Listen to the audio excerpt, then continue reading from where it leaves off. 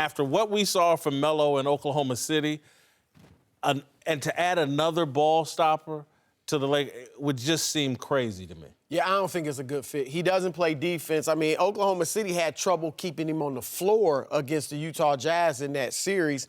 He's a ball stopper, as you said. He's not going to sit out there at the three-point line and hit threes. He won't accept his role.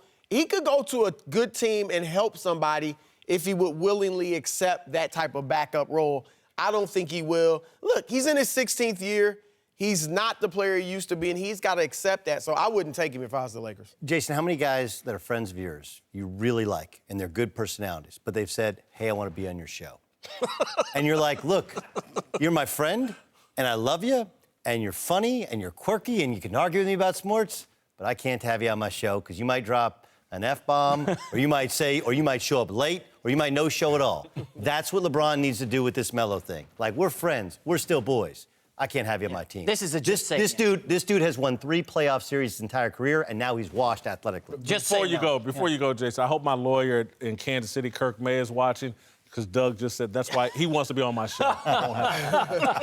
Broussard, you were being too kind, okay, to Carmelo Anthony. He was unplayable against the Jazz. I mean, total nightmare, 21% from deep, wouldn't pass the ball. So let me get this straight. If he's not going to take a role as a backup on OKC, not going to go to the bench, you think he's going to go to the Lakers and listen to anything they got to say, or Boston or Philly? I wouldn't be shocked. He would defer to LeBron, and that's it. I don't know that he's deferring to anybody. At 34, he's turning 35 in May. I don't think Carmelo Anthony is on a team to start the season. I think at best, come February, maybe there was an injury, maybe somebody signs him. But this guy, I think it's over for him. I think so. Houston's interested. Yeah, I think he can help Houston. Houston. What would he do in Houston? Stand out there and try to shoot jump shots. Stop. They wanted Joe Johnson. Remember, they picked up Joe Johnson at the end of the year. At a minimum deal, hey, look, I wouldn't think it's crazy, actually, Golden State to take a run at him, only in that we just need, remember, they had Maurice Spates a couple years ago. Maurice Spates didn't guard anybody, just came in to try and get buckets. Melo and Boogie. Again, if you can get... You're trying to kill Steve Kerr. Certain systems he'll fit. Correct. We don't know what the heck the Lakers system's going to be with all these playmakers. And they don't have a strong enough personality right now with Luke as coach. I think when you're trying to install a culture and you're LeBron in L.A., you stay away.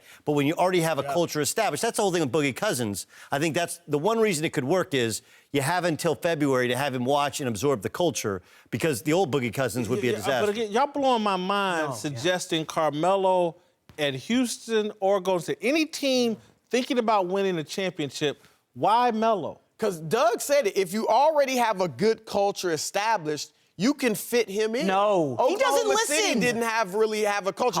They brought in George. They brought in Melo. It's different so when you're on. Leffert does not change his spots. Carmelo Anthony's going to come in and look for his minutes, look for his shots, try to call the shots. That's what these guys do, man. I agree, but it's different when you're on a minimum deal. You're cuttable. You have to, at some point, he's going to have to look himself in the mirror and say, if not here, where am I going to play? Let me tell you why they're wrong. Let me tell you why they're wrong. It's like I dated a woman that loved to take me to Whole Foods. She thinks, oh, take him to Whole Foods, he'll eat better. I go to Whole Foods and I figure out a way. They got good barbecue at Whole Foods, already pre-made. I hop on social media, and that's where I found this story, and I'm seeing a lot of people tweet, Grayson Allen needs to be beaten up. He's going to be punched in the NBA. I think it's creating a culture around Grayson. When he goes into the NBA, everybody's going to feel like someone needs to take a pot shot at him. I think it's a bit dangerous, particularly when you look at this incident. I think Grayson Allen and Trae Young are equally at fault here, and Trae Young, to me, is the first guy to get kind of aggressive. I just see 2 young guys struggling in the summer league, and that frustration boiling over. It's going to happen. Every time he gets physical with somebody, it's going to happen because of his reputation, which is well-deserved. But some people like it. I co-hosted the Dan Patrick radio show today with Jason Smith, and he loves Grayson Allen after this. He thinks he's going to be a hard-nosed, tough-edge Steve Kerr or J.J. Redick. So this is going to follow him until he proves otherwise, but I don't think it's dangerous. If Trae Young did hit him, that would be the first thing he hit in the summer. Neither one of them are shooting well. Ooh, well done, Doug. Look, I understand his reputation is well-deserved, but if you won't make it in this league as a backup, you got to get up into somebody and prove you're not going to get punked.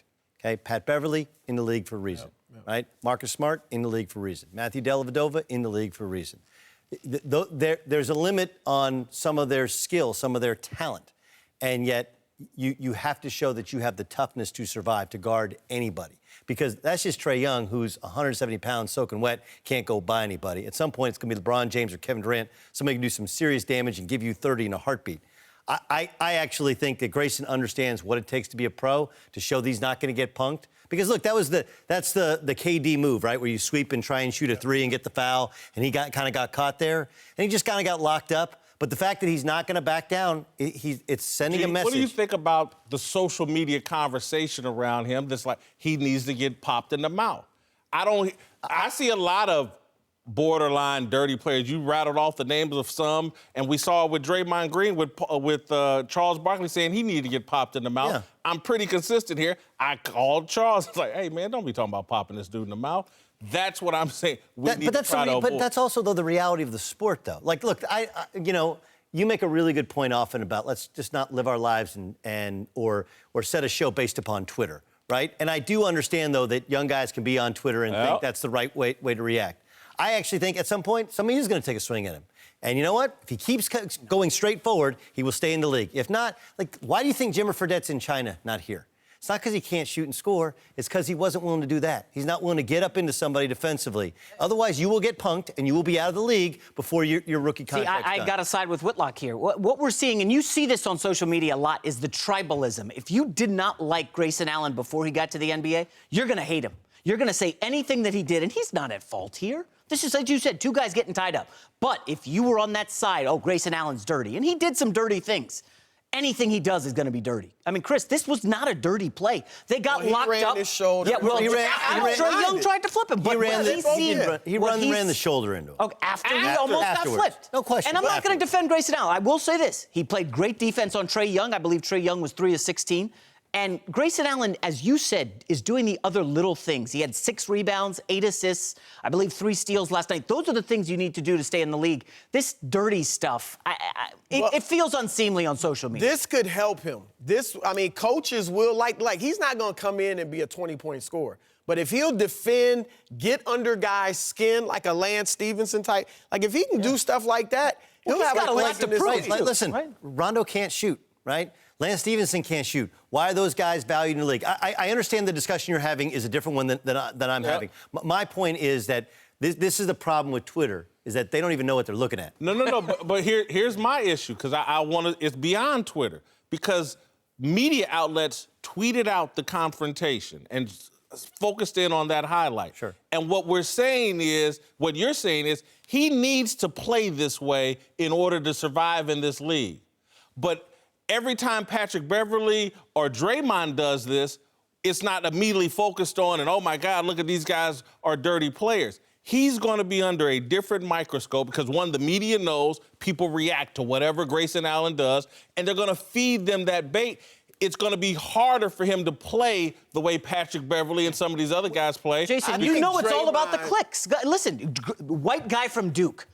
Tripping people in college. People are clicking on that. Grayson Allen is a click machine for us. He's not even a big star. People will click on Grayson Allen. That's why the New York Post is writing about this and everybody's aggregating it. But when Patrick Beverley gets in a dust up, that's not a post.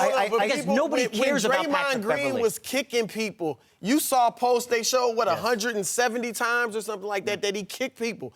He's gone past it because he's become a champion and a part of the league. But Draymond, initially, there was just as much, if not more. In the playoffs, criticism. We're in the summer league, and 2 guys both shooting around 22%.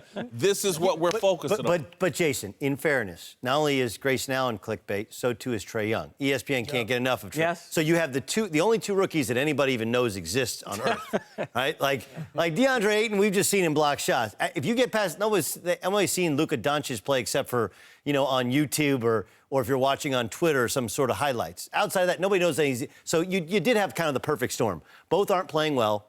Both are rookies. They're the 2 rookies people know. You got Trae Young is trying to prove that he's tough because everybody thinks that he's soft. He doesn't guard anybody. He doesn't like it physical. And Grayson Allen is just trying to prove to his teammates, to his coaches, like, I'm here to stay. I can tell you, I talked to 5 other teams. They're like, look, I love Grayson Allen's toughness. Now, if he trips somebody in the NBA, he is going to get popped. Or worse, he'll be in the locker room and the Rockets will find the rear entrance into the locker room.